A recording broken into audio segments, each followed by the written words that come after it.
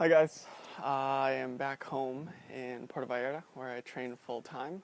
I know this update is a little overdue, but it took me the week to sort of solidify my thoughts about the 2017 Sailing World Cup in Miami, and it was an incredible experience. One, to be selected among the top 60 sailors in the world, and two, to be on the start line with all of them. It was typically quite light, the conditions, big shifts, and starting was critical, and then executing your strategy was critical. Now, that being said, even at the front of the fleet, other than Jean-Baptiste, who won it and had a pretty incredible scoreline, people could go out, have a 5 and a 50th in a day, and that would put them in the top 10. I'm very grateful for that opportunity, and I learned a lot from it. First thing that I took away was sort of the big thing in my mental game was my expectation level. And moving forward, rather than, expecting to do higher, I'm purely just going to focus on the process goals. That being said, I set out very good process goals that were fitting with what would be successful, but I sort of forgot about them as the event went on, and that made it tough.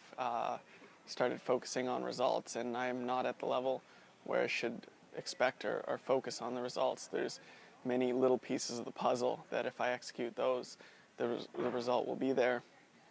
And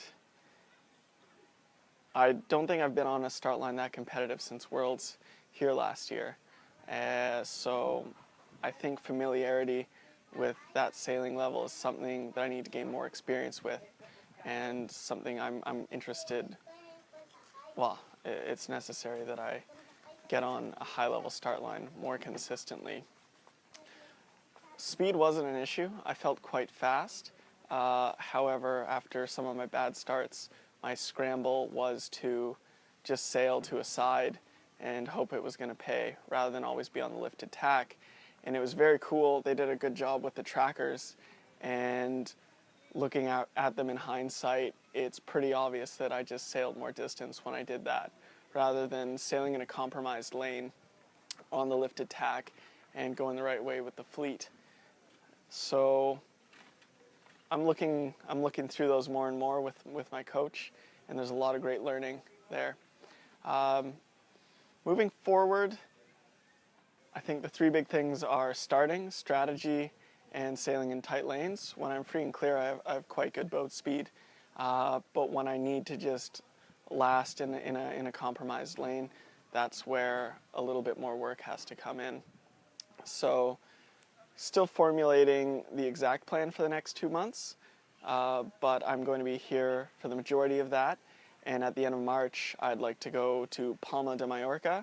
It's a Eurosaf event, very high level regatta. They let more people in, and then it gets split to silver and gold fleet. And I need to raise the funds for it still, but I hope with your support that I can get there. It was really nice living with another international sailor. I learned a lot from him and expanded my network. It was pretty cool doing the vlogs. I got a good response from it. That being said, it was my first time and I was a bit uncomfortable. So I think I need a bit more practice just to make it a part of my life, because one, it makes me accountable, and two, it does a good job relaying what I'm doing out there. So I can't thank you guys enough for your support, and I look forward to doing myself proud and you proud and my country proud, because I love this more than anything, and it wouldn't be attainable without you guys. So keep following me along. Canada 206 118, Justin Norton.